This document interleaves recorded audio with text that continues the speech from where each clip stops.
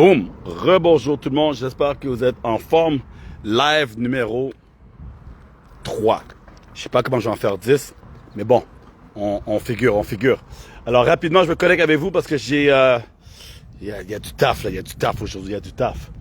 Mais je prends toujours une marche après que je prends un bon petit repas pour bien digérer. Donc, voici moi en live. Je trouve le moment de faire mon business car mon plan B est devenu mon plan A. Le titre de ce live, pourquoi un plan B? Aujourd'hui, nous ne sommes pas dans un monde où ce qu'on peut vivre avec une seule source de revenus auquel on n'est pas sécurisé. Alors, dans le bon vieux temps, t'avais l'homme, elle allait travailler, et t'avais ce mode typique, right? Où ce que t'avais un homme, la femme, couple, enfant, l'homme va travailler, l'homme revient de travail, un revenu rentrait dans le domicile familial, et c'était good. Éventuellement, les années ont avancé, et là maintenant, un seul revenu, c'est juste pas possible. C'est d'accord avec moi, mettez-moi un cœur.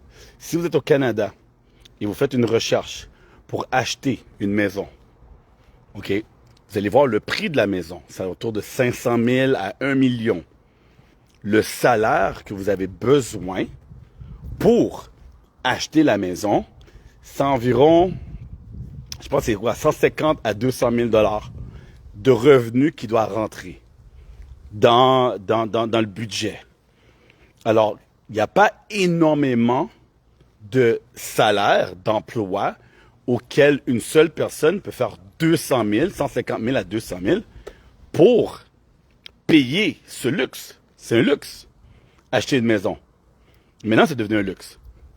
Alors, qu'est-ce qui se passe? Alors là, maintenant, tout le monde travaille. Alors, tu as le mari qui travaille, tu as la femme qui travaille.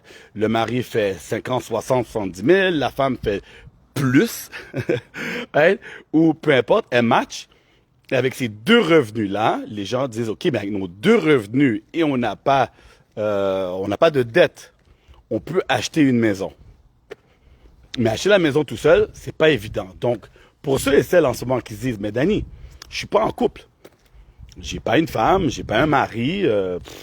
Tu vois, là, justement, plus tôt aujourd'hui, j'ai regardé une vidéo et c'était une agente immobilière qui dit, écoute, je viens de me séparer, donc je dois bouger. C'est une des choses qui arrive tout le temps. Lors des séparations, soit on doit vendre la maison parce que la personne qui décide de rester ne peut pas payer par lui-même. Donc, la plupart des fois, les gens doivent vendre. Mettez-moi un cœur, si vous connaissez des gens qui étaient en couple, ils se sont divorcés ou séparés, et la première chose de discussion, c'est qui garde la maison, ou est-ce qu'on peut même, quelqu'un peut garder la maison, ou on doit vendre. La plupart du temps, les gens disent, on doit vendre. Soit financièrement, c'est chaud. Des fois, ils vont dire, ah, ben, je peux être ici, vu que tu étais là avec moi. Tu vois, je te vois dans la cuisine quand tu n'es pas là, quoi. Donc, la plupart des gens qui voudraient garder la maison disent, écoute, si je peux payer, je garde. Mais c'est chaud. C'est chaud. Et ça, c'est juste une raison pourquoi les gens devraient avoir un plan B. Alors, le plan B que j'ai trouvé, okay, je travaillais dans un hôpital, j'avais un bon revenu, mais pour acheter une maison, j'ai dit, ouh, ça va être chaud. Ça va être chaud.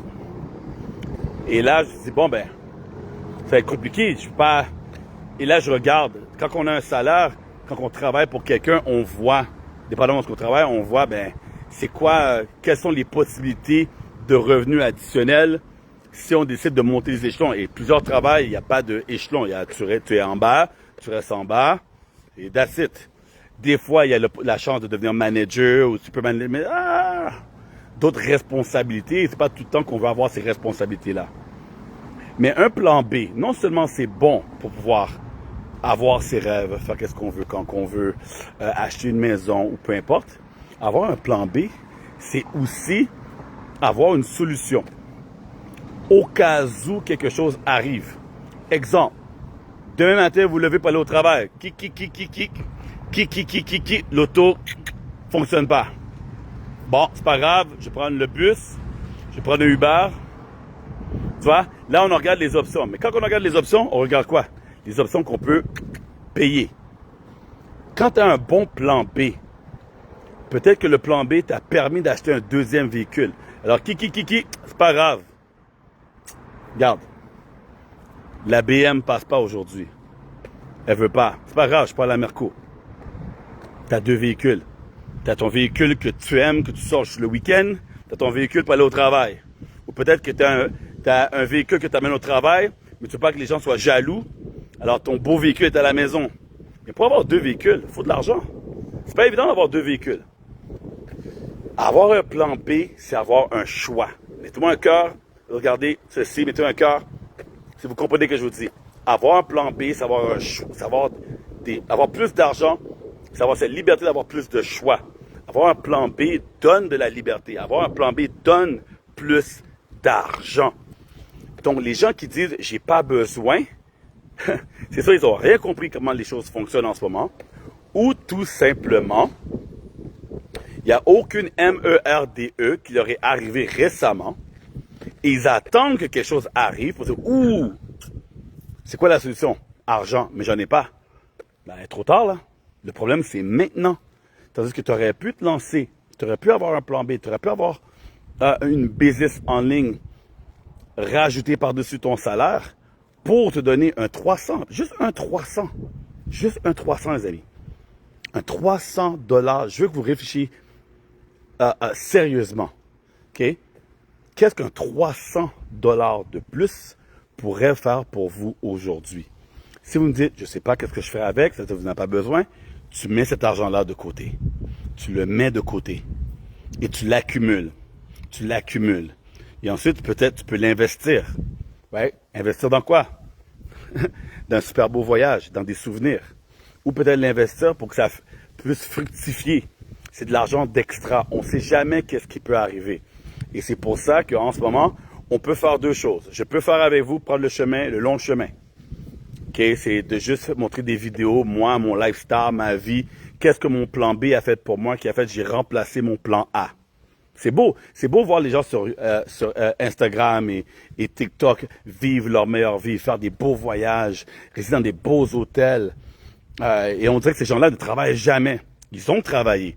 T'as pas vu le travail. Là, tu vois le résultat. Sur les réseaux sociaux, très souvent, on voit le résultat.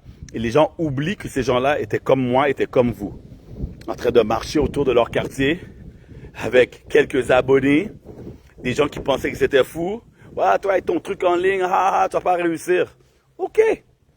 Mais je travaille, je suis dans le parcours, sur le chemin pour atteindre mes rêves. Et le chemin a un début, a un commencement. Tout le monde a un début. Et très souvent, les gens comparent leur début avec le succès que les gens ont et ils se rappellent pas ou ils ont jamais vu. Quand vous êtes sur les réseaux sociaux, vous voyez pas le travail que les gens ont déjà fait. Vous voyez le résultat qu'ils leur donnent aujourd'hui.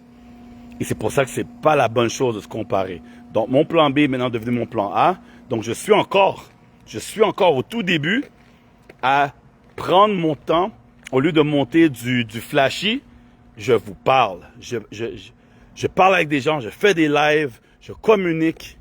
J'essaie d'expliquer pourquoi je vois la vie d'une certaine façon et je recherche des gens qui voient la vie de la même façon que moi. Donc, si toi aussi, tu veux avoir une bouée de sauvetage, tu veux avoir un backup, un plan B, au cas où, parce que tu as déjà une assurance auto. Si tu as un accident, tu as une assurance. Tu as déjà une assurance pour ta vie. Maintenant, si quelque chose t'arrive, cet argent-là va même pas à toi parce que toi, tu montes au ciel. Plusieurs personnes ont déjà des plans B. Il y a des personnes qui ont même déjà deux téléphones. Au cas où un téléphone plante, ils ont leur ancien téléphone Motorola Flip. Au cas où. Right? Tu rentres dans ton frigo, tu regardes ton frigo, regarde. Est-ce que tu as un repas ou tu as de la nourriture pour une semaine? C'est un autre plan B. Tu te protèges, tu te back-up. Maintenant, ça devient un choix. Qu'est-ce que je mange aujourd'hui? Des pâtes, des ci, des ça. Ah non, je veux d'autres choses. Mais tu sais que tu as quelque chose dans ton frigo que tu pourrais manger.